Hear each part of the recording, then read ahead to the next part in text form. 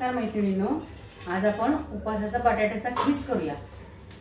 आता हे मी 4 बटाटे ह्या आकाराचे घेतलेले आहेत।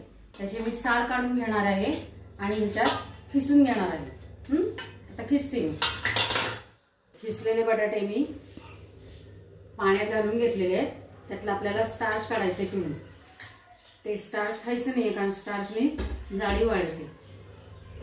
हे सगळे बटाट्याचा खीस मी पिळून घेते। आता हा सगळा खीस मी पिळून घेतलेला आहे पाण्यातून।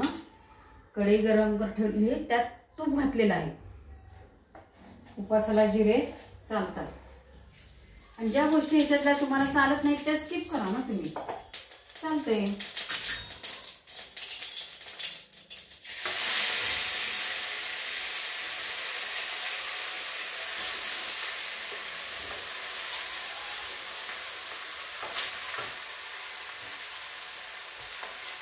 काही जण कसं कोथिंबीर खातात ते टाकतात, जे खात नाही ते टाकत नाही। नाही चालत तर नाही करायचं आपण त्याच्यामध्ये। आता हे आहे मीठ। मी उपासाचं सगळं तिखट मीठ हे वेगळं ठेवते बरं, आणि रोजचं वापरायचं वेगळं असतं। हे आहे तिखट।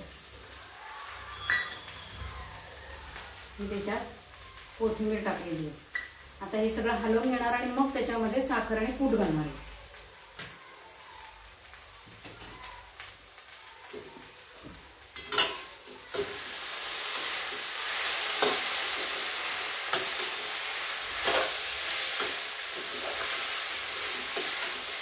हे सगळं बारीक गॅसवर मध्यम गॅसवर करायचे, नाहीतर करपतं लवकर बटाट्याचा खीस। आता हे थोडं हलवून घेतलंय म्हणजे करपत नाही।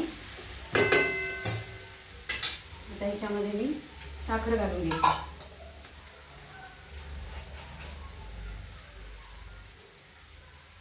साखर हवी तेवढी घाला थोडीशी, काहींना आवडते काहींना आवडत नाही, तर आता गोड होत नाही। नंतर हे घालूया कूट, शेंगदाण्याचं कूट त्याच्यात, नाही तर खोबऱ्याचं। खोबरं खिसलेलं खोबरं टाकलं तरी चालतं। कूट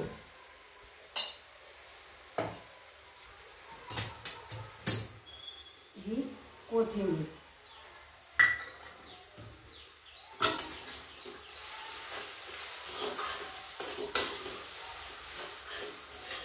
आता हे सगळं चांगलं हलवून झालं की ह्याच्यावर मी झाकण ठेवणार आहे, म्हणजे एक मंद गॅसवर वाफ येईल त्याला।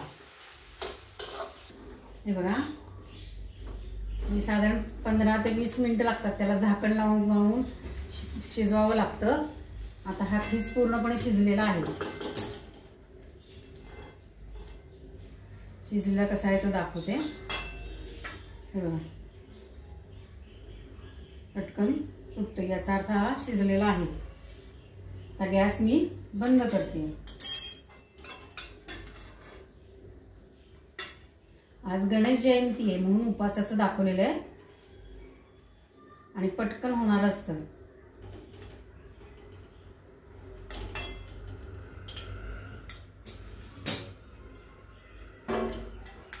हा असा आपला बटाट्याचा खीस उपासाचा झालेला आहे। लाईक, शेअर आणि सबस्क्राईब करा।